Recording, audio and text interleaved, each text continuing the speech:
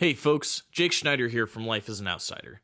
I'm here at Kaizen Health and Wellness to interview Brian Ladd, the owner, as we talk about physical therapy, we talk about being in different countries, and kind of pushing and changing what a physical therapist actually looks like. Come on in.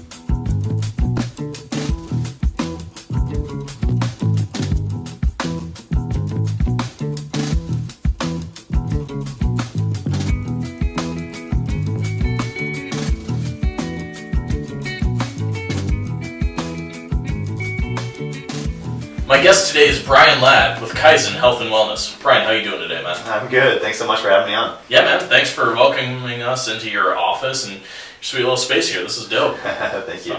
Tell me a little bit, Kaizen. That's we were joking about that before the start of the episode. Like, yeah. Some people it's Kaizen, some people it's whatever. What is Kaizen? Where did you come up with the name? So Kaizen is the Japanese word for continuous improvement or change for good or change for the better.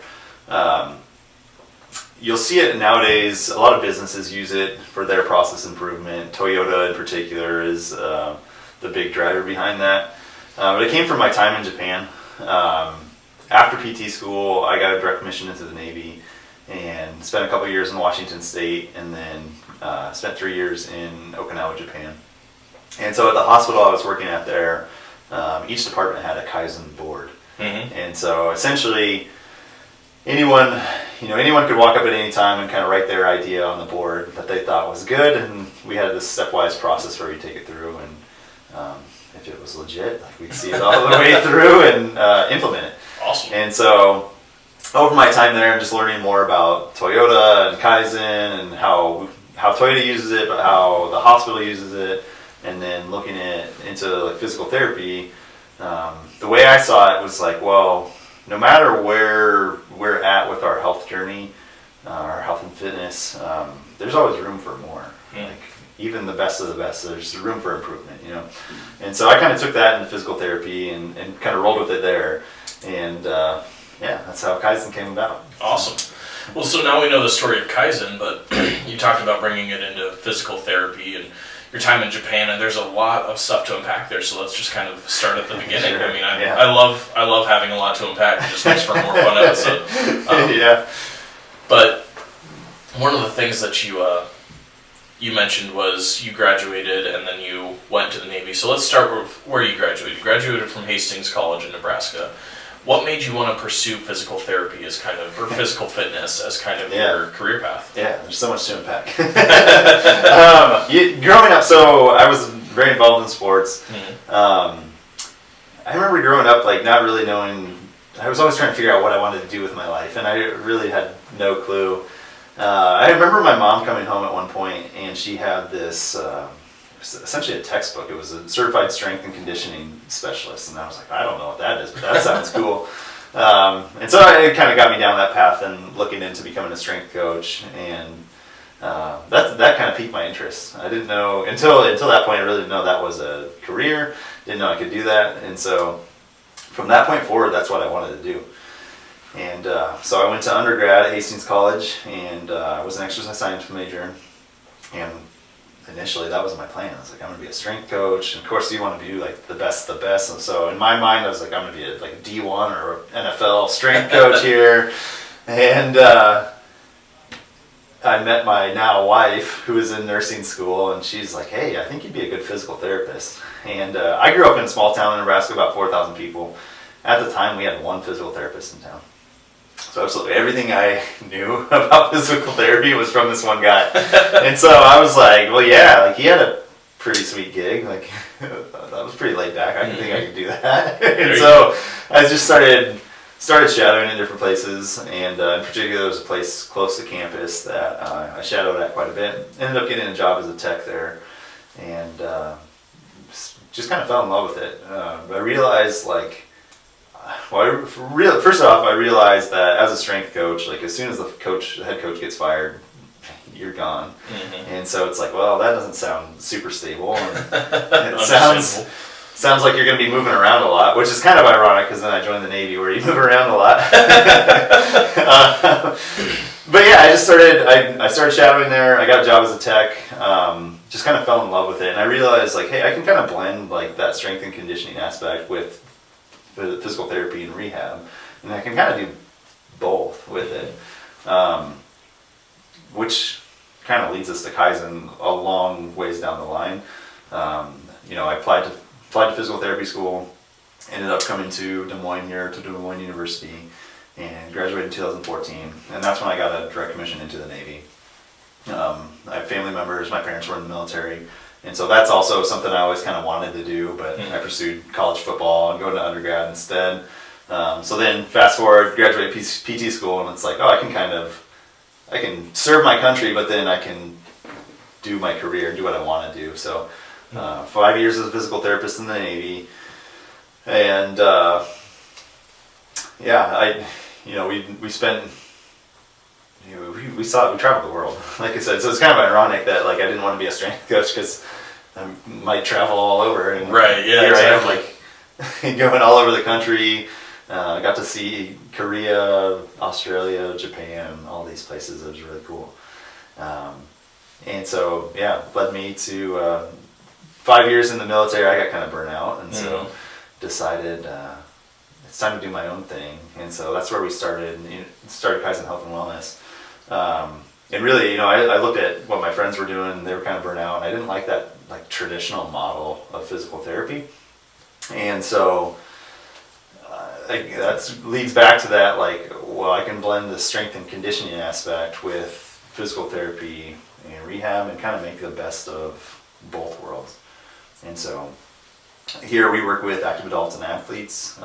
We're inside of a CrossFit gym right now. So we work with a lot of CrossFitters, but we also see runners, power lifters, cyclists, just your active population, people that like really want to be here, for lack of better words. It's not the people that said, like their doctor said, you have to go to PT to get this MRI, or I'll prescribe this pain medication, but you have to go to PT first. Like, we don't really deal with that population. We deal with the people that want to be here and they want to be healthy for life.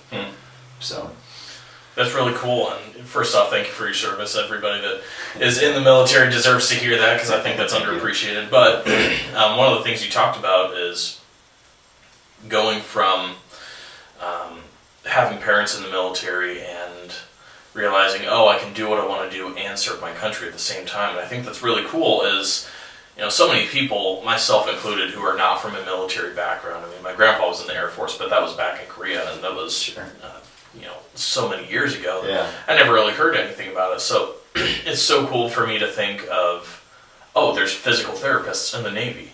Like, I think that's so cool to think that there's, one of the mantras of one of the armed forces, I'm going to butcher this, I'm going to have people come after me, but is be all you can be. And I think that's so cool in that you can be what you can be inside the military, for example. And I think that's such a cool idea, and that you're able to pursue your passion inside serving your country. And one of the things you mentioned in that is, in serving the 5 years, you got to go to different countries, Korea, Japan, Australia, and places like that.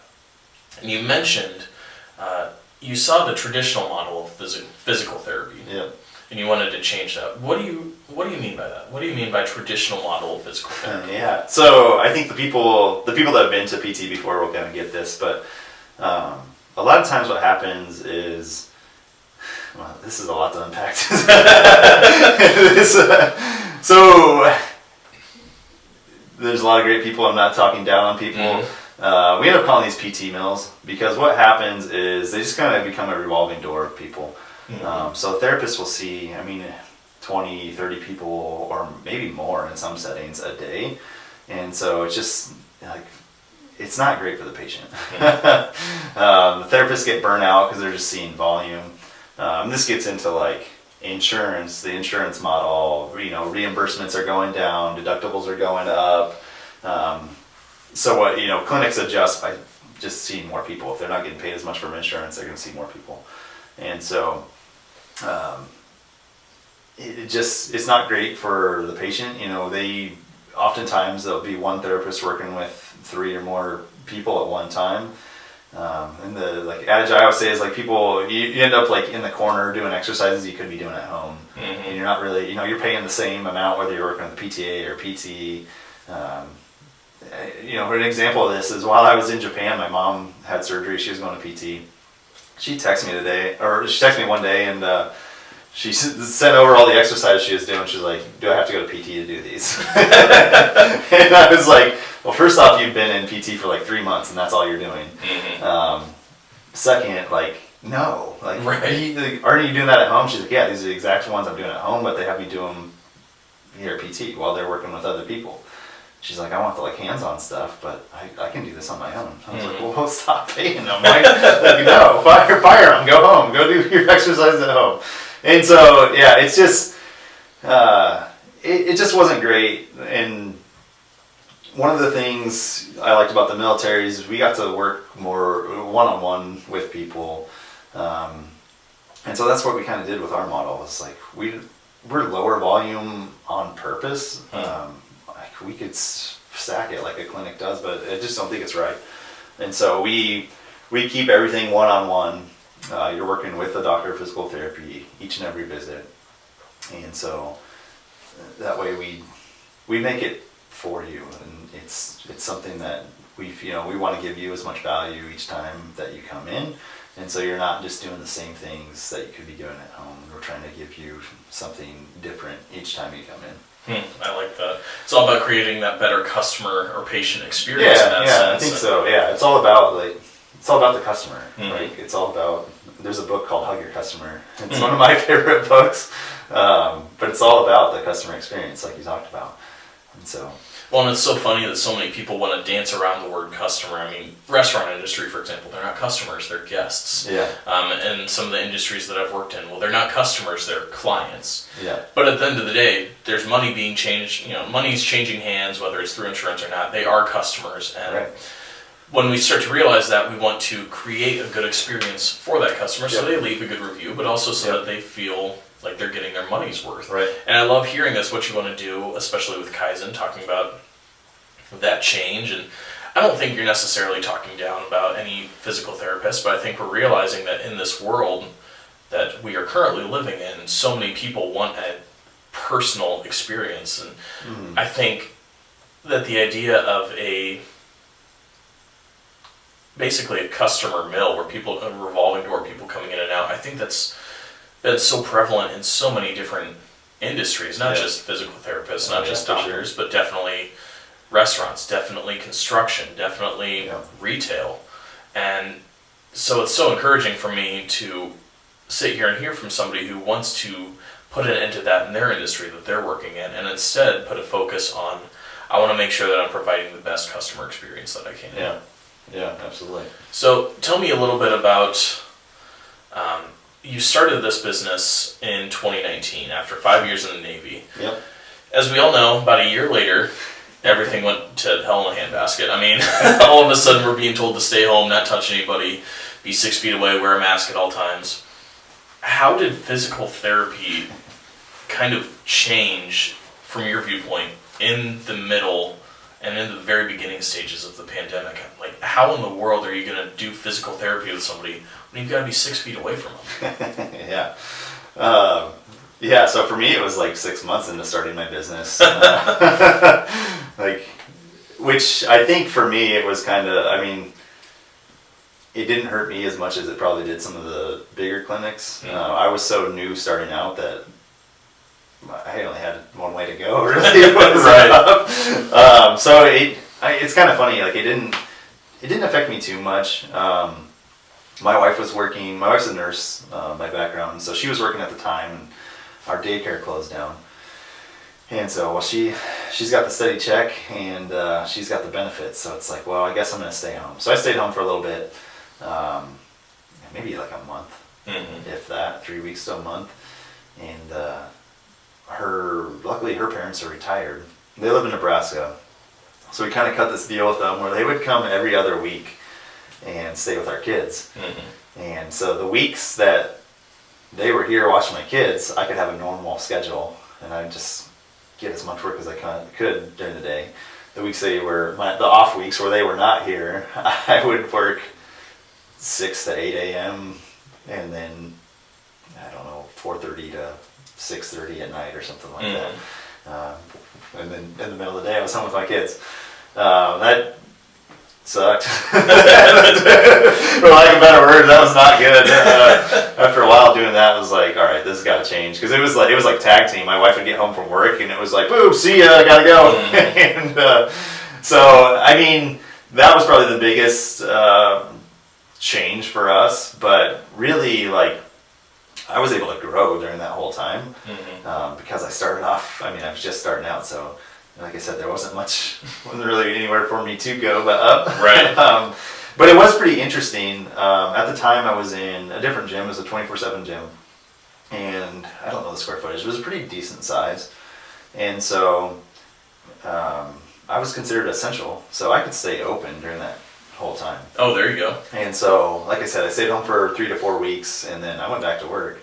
The gym stayed closed. But the owner was like, hey, you're technically essential, like, do your thing. And so I had this gym all to myself, and we made it work. Obviously, like, it just kind of depends on who you're working with. Like, we'd wear masks, but some people didn't mind if you got up. If we were both wearing masks, like, there's some things we needed to do, some hands-on manual work, and some people had a problem with that, and most people didn't. But other than that, it was just like, hey, you're going to stay 6 feet. Like, I need you to go grab that weight over there. You do this exercise. And we just stayed 6 feet apart and showed them how to do the exercises and walk them through it. And it wasn't too bad, actually. There you go. Yeah, I don't know. Like, I think you'd think that it would have a bigger impact, but like I said, it probably did for bigger clinics, but for me, it was so bang on. It was kind of nice because we had no one else around, so I had my own space for the whole time. And so I don't know how long that lasted, 6 months or so. And I don't know. That's a little while ago, but yeah, it was good. I think the other thing that like helped me out is I at the time was completely cash based, so I didn't take any insurance. So I didn't have to worry about any third party. Like, people paid me directly. And we're just more nimble than some of these like big corporate clinics. They kind of fumbled. They didn't know what to do, and I was like, well, I already do stuff online. Like, I've got Zoom. Why don't we do this session online? If you're not comfortable coming in person, like, we'll hop on there. Let's do that. And so we did. We did some like telehealth stuff, which insurance eventually got to and would cover. They were kind of slow. But I think that was the big thing. Like, I was so used to they always say the Navy's a big ship and it turns slow, and it just drove me crazy. And so I'm all about like let's make a change and do it. And so just like that, we can pivot and go online, or we can pivot, get you back in clinic, or you can kind of mix it up, do both. We did some remote programming for people and wrote out exercise programs for them, and just tried to kind of meet people where they're at and help them out as much as we could. Yeah, that meeting people where they're at, I mean, that's such a key thing. And I think I was talking with one of our mutual friends, Neely Webster, who owns CrossFit 6569. Shout out to Neely, she's awesome.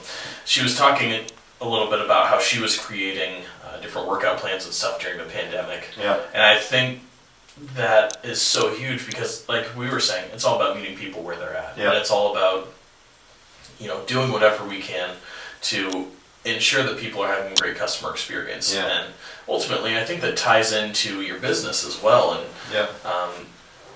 well, it's kind of funny too. So those remote programs I was talking about, I was writing exercise programs for people, similar to what hers would have been more CrossFit specific. And I realized I'm not good at it. It was taking me so much time to do that for people that was like, this is like, if we were to break down the math, like, this is not profitable. It's like, and I get frustrated because I was like, I know I'm not good at this. I could be way better. Which ultimately helped us out in the long term, because now we do remote programming for people, but it's very rehab specific. Gotcha. And it's meant to be in conjunction with whatever routine they're, whether that's CrossFit or if they've got a trainer or a coach. So it's meant to be like in conjunction with that, and not to take the place of that. So it kind of allowed us to like fall on our face and fail in a way, and realize like, we're like, that's not what we do, but we can do this and give people a much better experience with it. So It took us a little while to get there, but now if someone needs an exercise program, like I've got people I refer to, like Neely and some other trainers, but I just don't do it. I know I'm not good at it. It takes me way longer, and it's not going to give people what they really need. And so we offer this rehab remote programming, but it's different. Yeah, absolutely, and it's all about knowing your strengths too, knowing what you're good at, and it takes a good person to realize, hey, I'm not good at this thing, but here are other people that are. Yeah. We've talked about. Yeah, I was gonna say that's what we like. Kind of with everything we do, it's like we know our strengths and what we're good at, and like if we're not good at, then why? I'm not doing you a service by doing something that I know I'm not good at. So right, exactly. We'll pass that on. I mean, even with physical therapy, for example, like pelvic floor thing, like we don't do pelvic floor. I don't want to do pelvic floor. I'm not good at it. I barely know anything about it. Like there are people that are great at it. Let's get you to them. Vestibular therapy, same thing. I know just enough to be dangerous, and that scares me. And right. So, like, I've got people I can refer to, but it's not us. Like, we know what we do, and that's not it. So, fair enough. It's all about knowing yourself and being true to that. Yeah. One thing that kind of popped into my mind as we're talking. So we've talked a lot about the physical therapy side of things. Talked about post surgery, like with your mom, for example, sure. or so many people who have been. I think of athletes who have been injured. I think it was. George Kittle was on a podcast talking about what it's like to play football. He's like, it's like I'm in a car crash every single day. Yeah. Every single day. Absolutely. It's like, and then Tuesday comes. Monday's not bad, but then Tuesday comes and you're just dead tired. And so we've talked a lot about that recovery side of things. Yeah. One thing that I'm curious about is obviously like being active, being fit, whether it's working out or stretching, for example, can help kind of prevent those things. What are some other preventatives? Like, does physical therapy just work as a, post-injury, post-stress, or is there any way for it to be a good preventative to kind of prevent some of those injuries? Yeah, absolutely. Obviously, like the majority of people we work with are people that are either post-surgery, post-injury, things like that. But we do work with a decent amount of people that it's more of like the prehab, I guess you'd call it, where they don't necessarily have a big injury, but they don't want to get to that point. Right. Yeah. It's always kind of a tough sell because, like you mentioned earlier, like there's a transaction, like you have to pay me for this. Like I've got kids to feed, so it's always tough. Like if people aren't actively having an issue, then they don't want to pay to, because I think in their head, like I don't know, they probably question what value they're going to get out of it, and are they having a problem solved or not? Some people, right. I think people that have kind of been through injuries before kind of understand, like, I don't want to get to that point again, and they can kind of read their bodies a little bit better. But yes, it can definitely be used as like a prehab. That's where we'll have some people come in for that.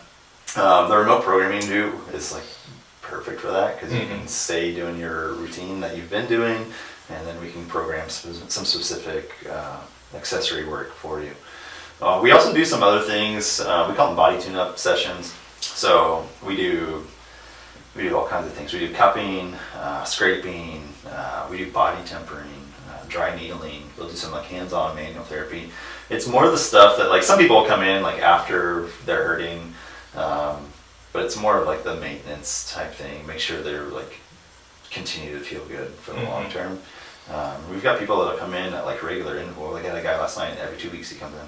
He gets body tempering done. An hour session every 2 weeks. So, and it's like for him, he's had injuries. He initially came to us because of an injury, but now he's feeling pretty good, and we can kind of just maintain that for him. Awesome. Yeah, we talked a little bit with Taylor Moore, he's a boxing coach. He talked about body tempering. Yeah. Well, give us a quick rundown as to what cupping and scraping do, because to me that just sounds ridiculous. Like, when I think of cupping, I think of being a little kid and just putting those, putting the cup against your mouth and doing a suction cup. I do have some like rubber or cups that my kids will play with and stick them on their face. So that's funny you mentioned. That's what you do as a kid. It's funny, but what benefit does that have? So, so it does a couple things, but it gets some. Basically, you pull up those tissue layers. It does create a little bit of suction in there, so it kind of brings some blood flow to that area. There's some different techniques you can do where you can move the cups along, kind of get the whole idea is trying to get those like different fascial layers moving separately from each other so they can glide over each other a little bit better. And it just helps those muscles kind of calm down and relax, and you can decrease muscle spasms with them. Gotcha. So scraping is pretty similar. One thing that always, I'm going to get on a soapbox here. One thing that always drives me crazy is people would be like, oh, you're breaking up scar tissue. And I try and tell people, like, I'm not breaking up anything. A lot of this is like a neurologic response where we're just kind of giving the brain feedback that, like, hey, this stimulus is okay, and it can kind of calm down those muscles. Now, and same with like body tempering and cupping and things too. There's a big neurological component to that. But especially with scraping, like, I'm not breaking up scar tissue. You do get some like blood flow to that area just from like repeatedly rubbing over that muscle in the skin there. But we're not breaking up anything. If anything, like, we've got that big neurologic response where that brain, we can kind of flip off that, like, the on-off switch, or so to speak. And so the brain over time kind of gets used to that stimulus, and it's like, okay, this isn't dangerous, and we can kind of calm down and that muscle relax. Gotcha. So yeah, that's so cool, because I had not heard about it until probably about a year or two ago, and then I started seeing some of my friends who are weightlifters or bodybuilders walking around with giant hickeys on their back, and I'm like, what in the world? And then they started telling me a little bit about that. I was like, that's really interesting to hear. Yeah. As we start to kind of wrap up a little bit, we're getting towards the end of the episode. We've talked a lot about Kaizen. We've talked a lot about what kind of made you go into physical therapy and that health and wellness side of things, which is you want to make sure that you're providing a service for other people and helping other people. You know, I'm not going to sit here and ask you the traditional, so what made you want to become a physician? You know, we hate those questions. I have people that are like, what made you want to be a podcaster? I was like, I don't know, I just wanted to do it. But as we start to wrap up, your main location, or at least one of your locations, I should say, is in Grimes, and then the other one in downtown. Yep. What effect do you think being in the center of those communities has? Like, how important is that for you? From like a community aspect? Yeah, from a community aspect. I mean, so that's something we talk about too, is just trying to help, like, provide a service for the community, not only so they can, like, feel better and move better, but also perform better.